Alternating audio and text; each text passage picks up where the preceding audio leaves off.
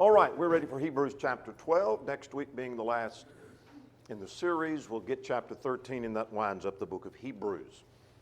If you haven't already looked ahead, the itinerary for next trimester is in the foyer, and it's also available on our website.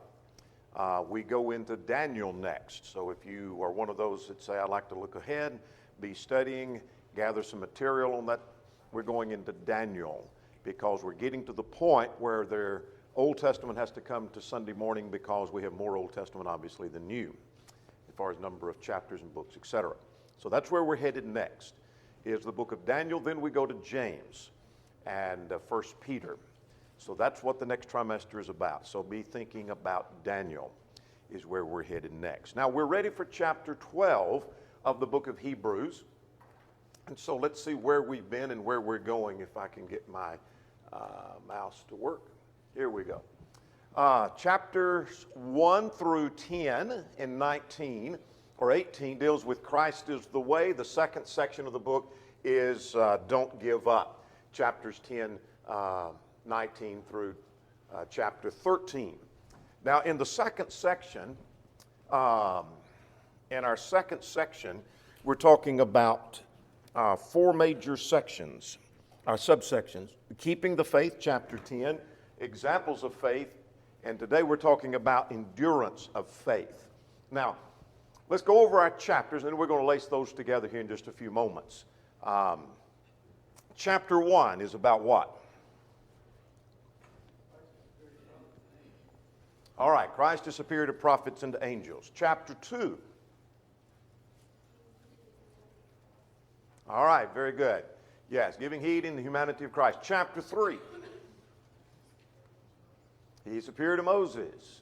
And then here is that section about not hardening your heart. Chapter 4. All right, warning not to fail and to hold fast. Chapter 5. First full discussion of this subject. Better high priest, the priesthood of Christ. So he's a better high priest. Chapter 6 we've called an interlude because it deals with, all right, encouraging to go on to maturity, leaving the first principles. Now we go back in chapter 7 to this subject. All right, superior priesthood. Priesthood of Christ is superior to the Levitical. Chapter 8 has to do with what? Better ministry and priesthood, very good. Chapter 9. Yeah, the contrast between the two covenants. The first covenant is a type of the new. Chapter 10.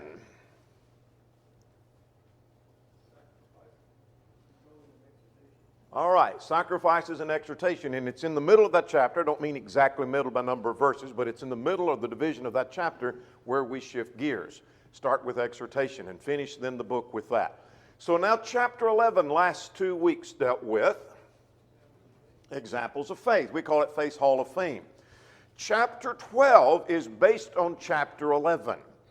So if we did the kind of Bible study where you just pick up in the middle without reading before in the context and picked up with chapter 12, it means very little. It's, at least the first 3 verses mean very little. Without our understanding, we're talking about some examples of faith in chapter 11. And we'll come to that here in just a second. All right. We've looked at this several times, that there are 5 sections where there is doctrine followed by warning, doctrine followed by warning, 5 times. We're in the last of the, at least as this outlines it, this is not original with me, of the warning sections, followed by this, it follows the examples of faith, and now we are warned over here in the second column of having that same kind of faith. You need to have the same kind of faith we saw in chapter 11. What's one of the main points we saw in chapter 11? By main point, I'm not talking about we saw examples of people. Okay, we saw that. But all of these examples had something in common. They had faith, so that's not what I'm looking for. I'm looking for what faith meant to them. This came out stronger to me, at least, this cycle of study than it did in any study we've done before. All right, he rewards those that are faithful. That's good. Faith causes action. They're all looking to a better future home that's not of this earth, that's in heaven. All right. faith looked to the future receiving of a promise. Does that make sense? Every one of these examples, by faith they did, by faith, by faith, by faith. But nearly every example in this context showed that faith means they look beyond the present to something greater in the future, and they believe the promise that was made, whatever that promise was for them. All right. With that in mind, chapter 12 says you need to do the same thing. You need to look beyond the present to the future as to what promises are coming, so that you can see what's taking place. All right. With that in mind, let's talk about chapter 12. I call chapter 12 simply exhortation to have the same faith and endurance. And so if you had a friend with you that doesn't know a lot about the Bible, and they whispered in your ear and they said, "What does he mean, same faith?" What would you whisper back? Consider what, like what Tim was saying, they were considering what's coming in the future, considering the promises, considering that evidence. All right. Have that same kind of faith that those that we just saw in chapter 11 have. That's what this chapter is about. Have that same kind of faith. So here's 4 exhortations.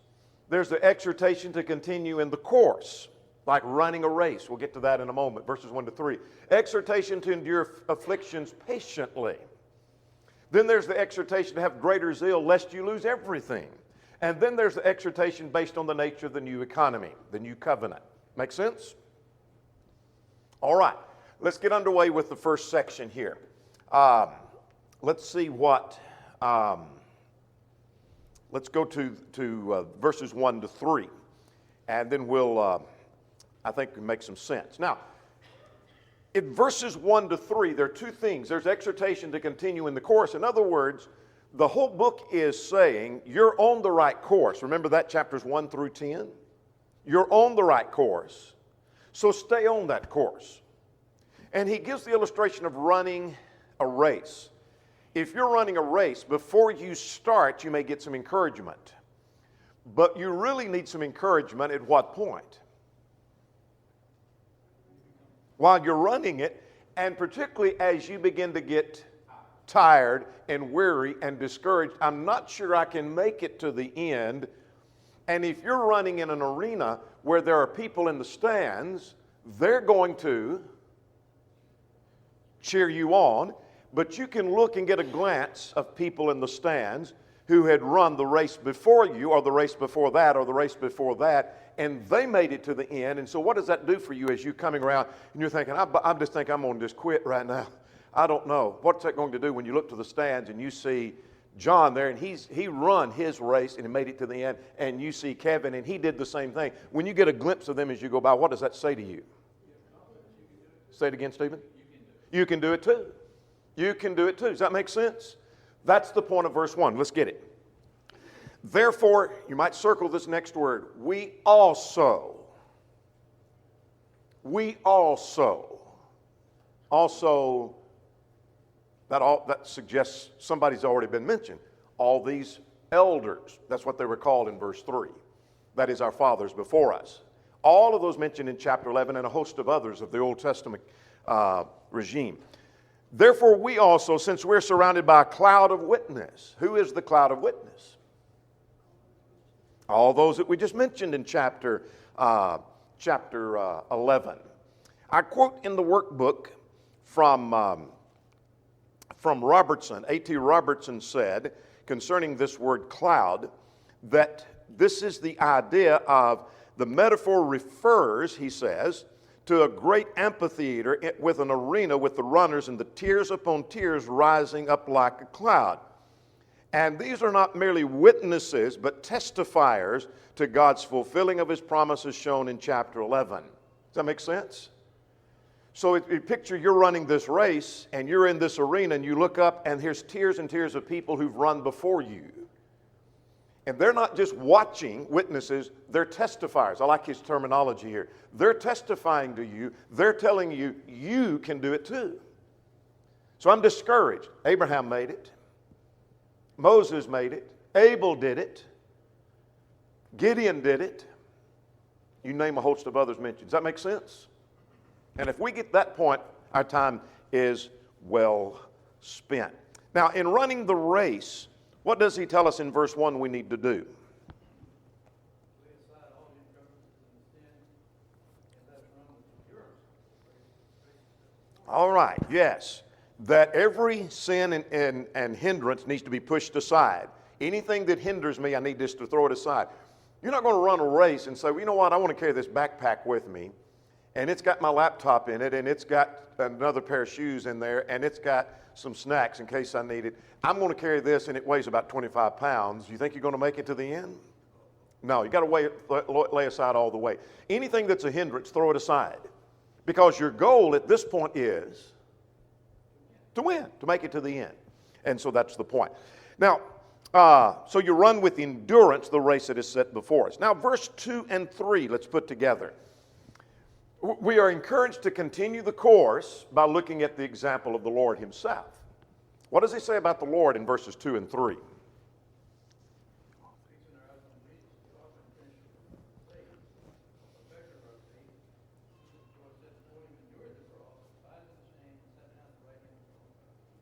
All right. He has said we're to look to Jesus, who is the author and the finisher of our faith. The originator, the English Standard says, or footnote of the New King James English Standard says, founder of our faith. He's the author and the finisher of our faith. One writer suggests, and I quote from McLister, that he is the first to finish the course all the way to heaven itself and receive the heavenly reward. That is, before Christ came to earth, there were many examples before who finished their race, but they didn't make it all the way to heaven because heaven awaits yet in the future. Does that make sense? But Jesus is the first one, and thus the text words it this way: he is the author and the finisher of our faith. Now, what kept him going? Verse 2 tells me.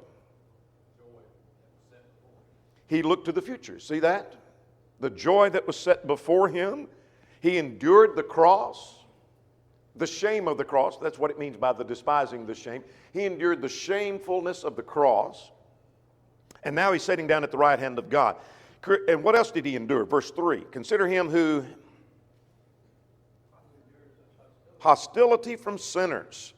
And what else? Lest you become weary and discouraged. In other words, as one writer says, lest the runner gets tired and just give up on himself. Make sense? So what's going to keep me going as I'm running this race? Well, I'm going to look to examples of those who have run and won their race, and look at the kind of faith they had and have the same kind of faith. And I'm going to look to the example of the Lord. Don't give up. That's his whole point of the second half of the book. Make sense? Simple point, but we get a little more difficult as we go along. Now let's begin at verse 4.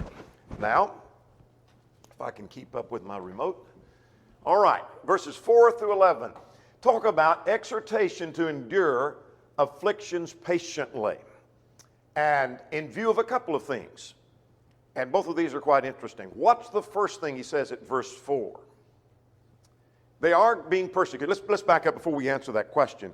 It's obvious that the recipients of the book are enduring persecution. That's the tone of the book. If you've read the book of Hebrews and you hadn't got the impression they are being persecuted, we need to start back at the beginning, because that's pretty obvious.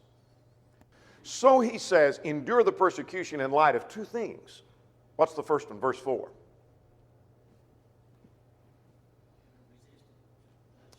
You haven't resisted the bloodshed. It's been bad. It's been rough. It's discouraging. The pressure is on.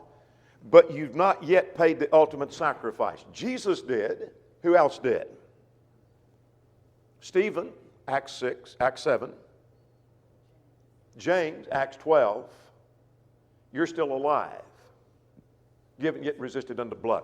So no matter how much pressure is on you, let's make this application to us today. However much pressure is on you, you say, you don't understand the pressure that's put on by family and the situation I'm in, how hard it is to live the Christian life. Have you been killed yet? If you're listening to me, you're still alive. You've not yet resisted unto blood. So comparative lightness. He's not making light of persecution, but comparative likeness compared to what James faced and Stephen faced. They haven't stoned me yet, so it's not too bad yet. I can press on. Now, the next section is a little more difficult, but I think we can make some sense of this. Verses 5 through 11.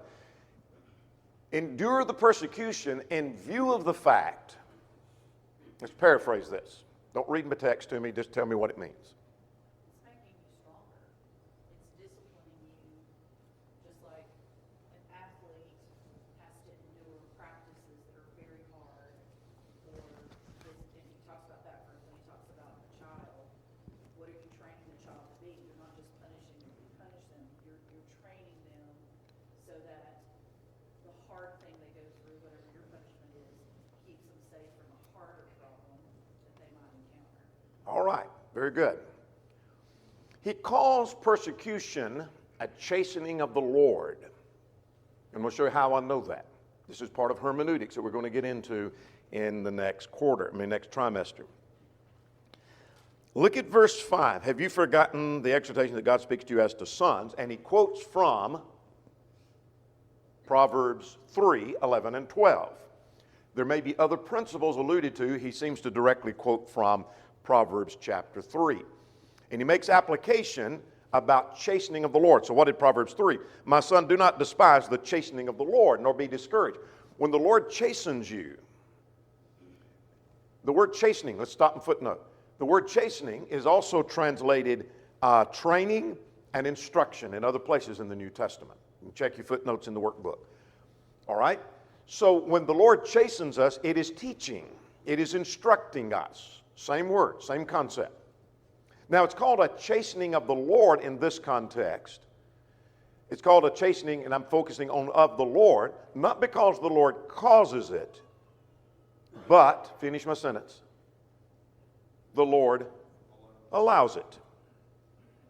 The same sense in which we talk about the Lord sends a strong delusion, 2 Thessalonians 2. Do you think the Lord causes people to be deluded? God creates the lie? I don't think so. I think God allows that. But it was called God sending a strong delusion. Does that make sense? God allows things. But it's attributed to the Lord in the sense that he allows it. This is a chastening of the Lord. What the point is, God allows it and uses it for his purpose. So whatever the enemies do to us, the Lord can use it to our advantage. All right? Now, let's go to verse 6. This is a key point. You might make a marginal note to the side if you don't have it. For whom the Lord loves, he chastens. And here's the point you need to underline. Scourges every son he receives. This chastening is a suffering peculiar to the children of God. You get that? How did I know that? Now read to me from the verse to answer your question. I know this is peculiar to the children of God because verse 6 says God scourges every person. What? Say again? Every son he receives. That's the child of God. So my neighbor suffers his house burned down. Well, that's the chastening of the Lord. No, not in this text. No. He's not a son of God. He's not a child of God. Make sense? We have a famine in the land, or a tornado wipes out half the town. Well, this is the chastening of the Lord. Maybe in some sense, but not in this text.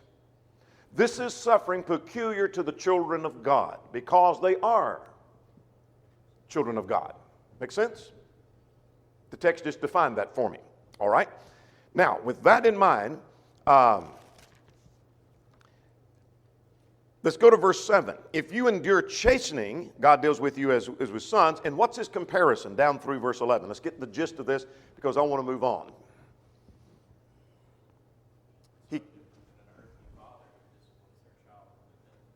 All right. It's just like a father disciplining his child, chastening his child. What's the point he makes about that?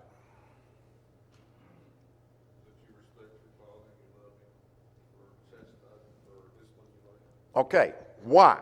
That you're right. You respect him. We end up respecting our fathers because it yields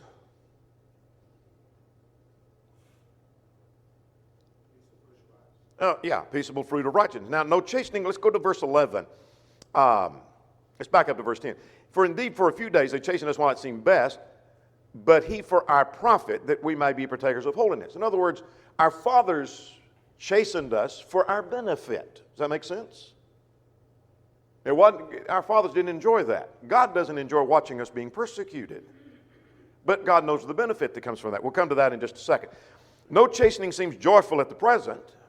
In other words, you're going through it. This isn't fun at all. But afterward, it yields a peaceable fruit of righteousness to those who are, this is an interesting word in the New King James, who are trained by it. There's your chastening. It's a training. It's a teaching. Now, let's pause for a moment and raise the question, what benefit then comes from the chastening of the Lord or persecution? It makes us stronger. In some cases, people feel like they're being driven away from God. But if we keep that faith, what's it going to do? Drive us toward God. So have you ever been, felt like the pressure was on because you were trying to do what was right, that you felt like you were driven closer to God because of that? You were driven to a study of His Word, you're driven to prayer, and so you're driven to God for that. You might make a footnote in your Bible or marginal notes, see James 1. James 1 talks about the benefit of persecution and suffering. And it's in that context where he raises the question, or raises the point, if any lack wisdom, let him ask of God. Most of the time when you hear that verse quoted, we quote it in the context, we need wisdom to raise our children. We need wisdom to live the Christian life. We need the wisdom to make decisions, so we need to ask God of wisdom. The context has to do with wisdom gives us the ability to see beyond the present, to see the benefit in the future. I can't see the benefit of this persecution right now. God help me to see the benefit so I can endure. Does that make sense? That's the context of James 1 and 5. All right. We'll get to that and put that in context in our next trimester. I'm going to leave that. More could be said about the chastening of the Lord, but his point is, endure the afflictions when you realize it hasn't been as bad as it could be, number one. And secondly, this is for your good. This will make you better if you just hang on. All right? Let's move on. Let's talk about 12 to 17. This gets a little more difficult here. Not so difficult we can't grasp it. It's just not as easy perhaps as verses 1 to 3. So in verses 12 to 17, exhortation to greater zeal, lest we lose it all. Let's get the point, and then we'll come back and go through the text, see how we got this point. What he is saying is, if you don't put forth the effort to have greater and more zeal and dedication and devotion. Remember, he had rebuked them for lagging behind chapter 5 from the time you ought to be teachers. Remember that? If you don't go with greater zeal, there is a danger you're going to lose everything you've got. Make sense? So he's not warning the person who is giving it everything they have that you're about to lose it. What he's saying is the person who's not giving it everything they have, you better be careful because you could lose what you already have. Make sense? Make sense? All right. Let's get to what he's saying here. Three things happen. He talks about stir greater zeal and strength, verses 12 and 13. Let's get the two pictures that are given here. Verse 12 is taken from Isaiah 35:3. And so what's his picture?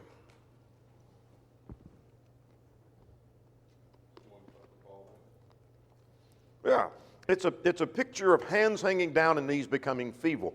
It's a picture of somebody that's tired and weak and discouraged, almost ready to throw up their hands and quit. In other words, if I came in here to teach class this morning and I said, all right, we're ready to go, let's look at chapter 12, verse 1. How would you describe my demeanor? Excited?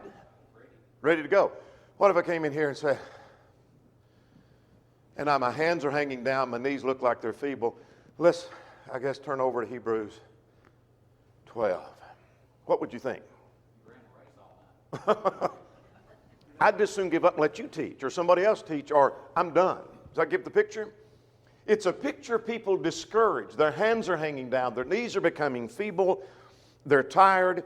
And what he's saying is that hope that we've been talking about in chapter 11, that faith we've been talking about in chapter 11 will strengthen us so that we can invigorate ourselves to make it to the end. Make sense? So it's interesting to me that we need to go and make this guy stronger. There's a place for that. But it's interesting, the discouraged is told to strengthen himself. Isn't that interesting? And you get a hold of yourself. Lift up those hands. Strengthen those knees. It's not, oh, bless his heart. If we don't do something, he's going to fall by the wayside. He needs to take some responsibility for himself. Make sense? He's told to strengthen his hands. Now, verse 13. Watch the picture in verse 13. Don't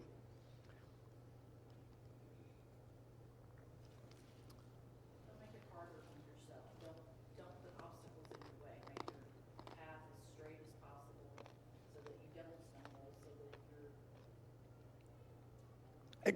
you're... Exactly. Don't, and that's a good wording of that. Don't make it harder on yourselves. Make straight paths for your feet. In other words, keep on the right path.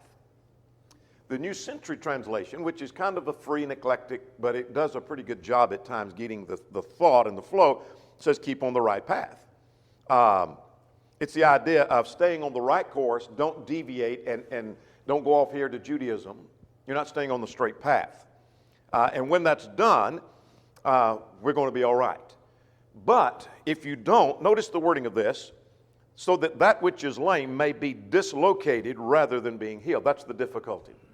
I think it's the idea that you're going to be completely disabled. In other words, they're limping along at times. And that knee that's becoming feeble, it's weakened.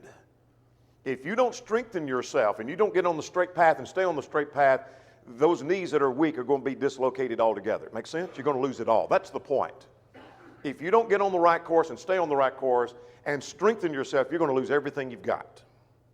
You're going to lose it all. They need help. Absolutely. Here's a footnote. By footnote, I mean here's a practical thing that we learned from that. When you see somebody that's kind of they haven't given up, but they're limping along spiritually, if something isn't done in time, finish my sentence. Say again? They'll fall completely out of joint. In other words, they're gone. Make sense? That's happened time and time again. Now, here's how we do that. Let's look at verse 14. He said, follow peace and holiness. Let's get that picture. Verse 14, pursue peace with all men and holiness. Let's get both of those points. What does it mean by pursuing peace? Say again. Good point. You never get to the point well, I'm done with that. I've got it. Perhaps in the context of persecution, pursue peace rather than retaliate, as one author says. It's not true because he said it. I think he captured the point that you do not retaliate in kind. Don't react to the mistreatment with retaliation, but react in a peaceful manner. Make sense? So how am I going to stay on the right course during this persecution? We'll follow after peace. And what does he mean by following after pursuing holiness?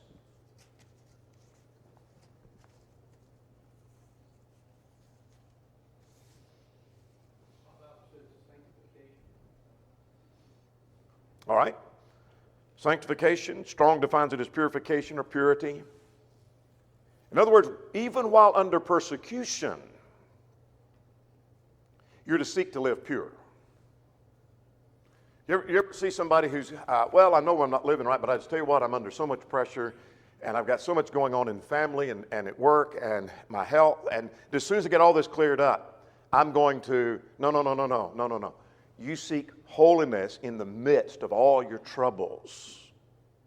I think about setting yourself apart, Donnie. When you see that going on, set yourself apart from those troubles. Set yourself with people that are stronger. Good point.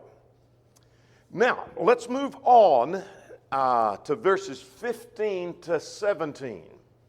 And he says here to look carefully. Look carefully. I'm having all kinds of troubles with my... All right. Now, there are four things I want us to see under looking carefully. In other words, while pursuing holiness and purity and peace, we're to look carefully or give close attention to others and to ourselves. The English Standard says, see to it that no one fails to obtain the grace of God. I like that wording of the English Standard. Now, here are the four things that he mentions. Let's see if we can see them. And if you've got the workbook, you've got this. If not, then you're going to listen and you'll get it here. Number 1, verse 15. Lest anyone fall short of the grace of God. What does that tell you?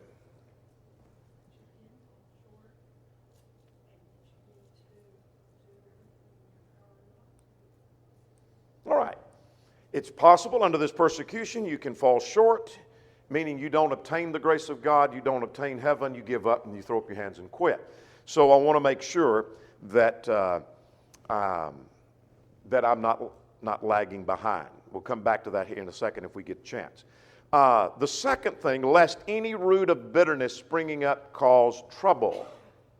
Now, that's taken from or reference to Deuteronomy 29 and 18. I like what Barnes observed here. It's not true because Barnes said. I think Barnes captured the thought. He said the allusion in both cases, Deuteronomy 29 and Hebrews 12, is to a bitter plant springing up among us, among those that are cultivated for ornament or for use, or a tree bearing a bitter poisonous fruit. And I'm not going to read the whole quotation, but it goes on and applies it to false teaching, being misled, being influenced by others in the wrong direction. So in other words, if we don't look carefully, and in the context of persecution, here's the influence of Judaizing teachers coming in, there could be someone who this is pictured as a root of bitterness, cause trouble, and some or many be defiled. So when the pressure's on, some are going to be led away by being influenced by others, by their example or by their false teaching. All right? That's why we need to look carefully, look very carefully at ourselves and at others. Here's the third thing. Lest any be a fornicator, lest there be any fornicator or profane person like Esau. Now, let's get the fornicator. That's one who's interested in the sensual pleasures and they focus on the here and the now and the earthly versus the spiritual and the heavenly. Now, what does it mean by profane person like Esau?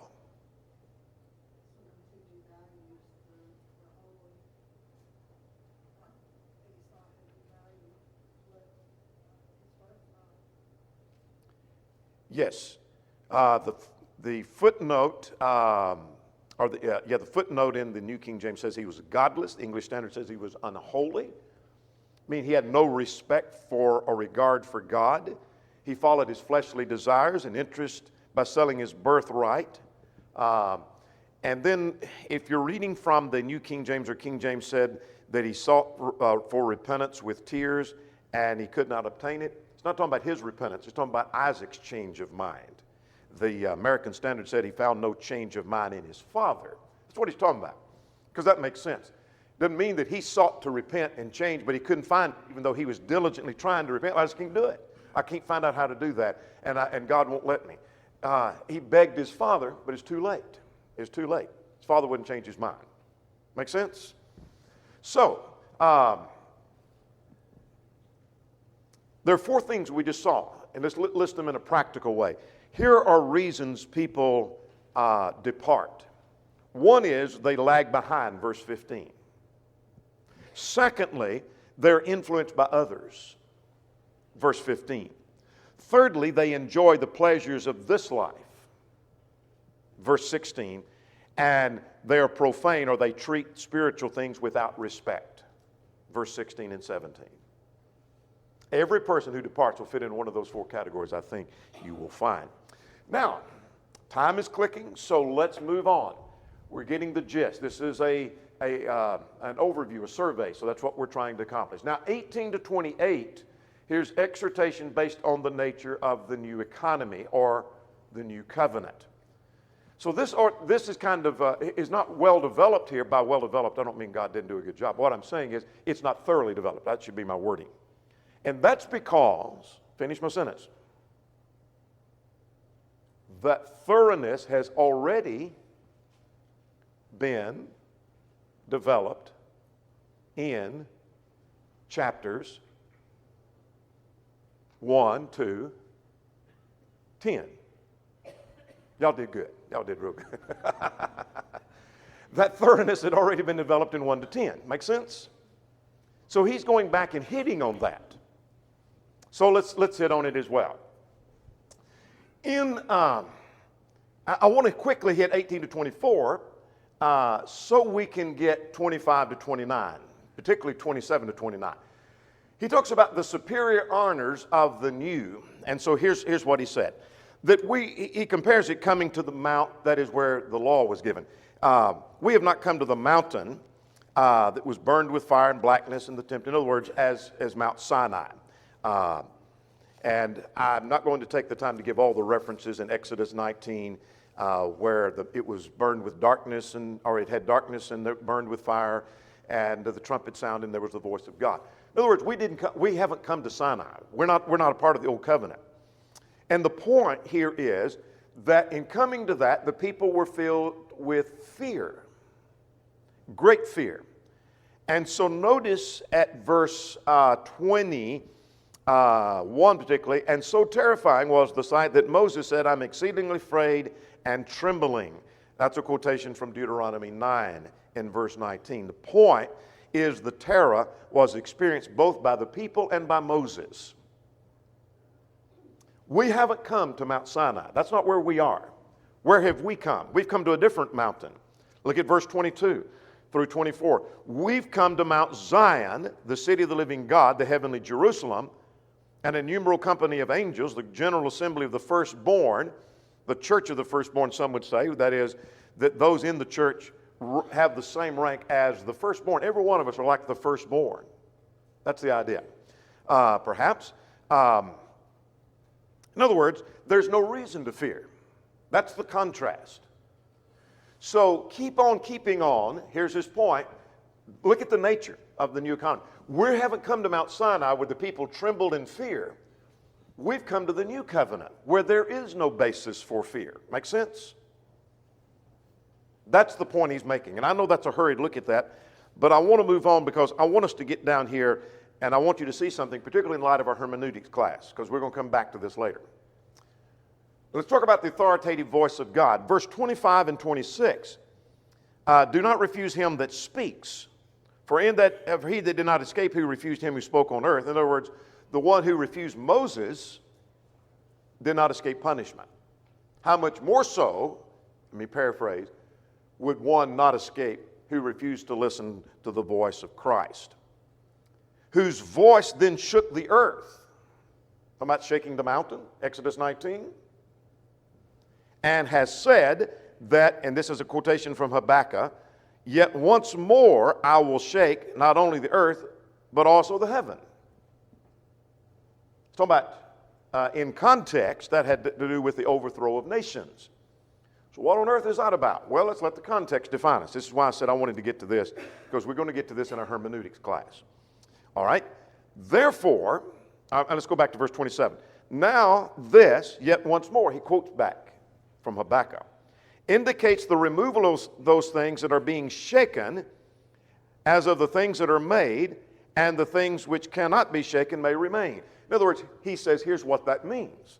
God's going to shake, and some things are going to be removed, and there are some things that can't be shook, and they will not be removed. Make sense? All right, what do you mean? What do you mean? What do you mean? Let's get. Therefore, since we received a kingdom which cannot be shaken, Daniel 2:44. Remember the kingdom that can't be moved, will not be destroyed? That's what we're a part of. Let us have grace by which we may serve God acceptably with reverence and godly fear, for our God is a consuming fire. So what's his point? The contrast is between things that when God shakes, that'll be removed, and then there'll be some things that will not be removed. And the point is that the priesthood and the sacrifices, and soon after this book, even Jerusalem itself, is going to be destroyed. Does that make sense? Did you catch the hermeneutics there? We're going to deal with that. In fact, we're going to work through, I think in one lesson, just through some things in the book of Hebrews about hermeneutics that we learned from the book of Hebrews, where the quotation is taken and then here's the use that's made, or the interpretation of that passage. He just interpreted that passage for us from Habakkuk. That's what he did. And so he's saying that Habakkuk 2 talks about that God's going to do some shaking and removing some things, but there is something that can't be shaken. So here's the point. Here's the exhortation to keep on the right course. Let's notice these 3 points, because what we have is superior to the old covenant.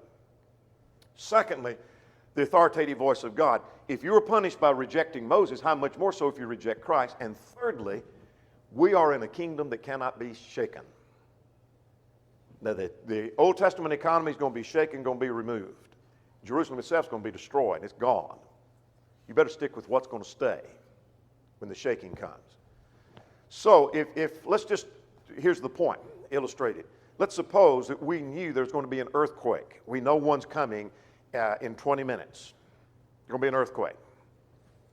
And everybody tells us, and we know for sure that the engineers say this building is going to be collapsed and destroyed. But there's one room back here where if we can all get in there. If you get in there, it's not going to be destroyed. Where would you want to be? I'm going to that room. And if you get there before me, you're going to have to knock me down because I'm going in there, get in there quick as I can. That's what he's saying. You better be in this kingdom because if you go back to Judaism, it's going to be shaken and destroyed. And that's his point. Make sense? Chapter 13, we'll wind up next time.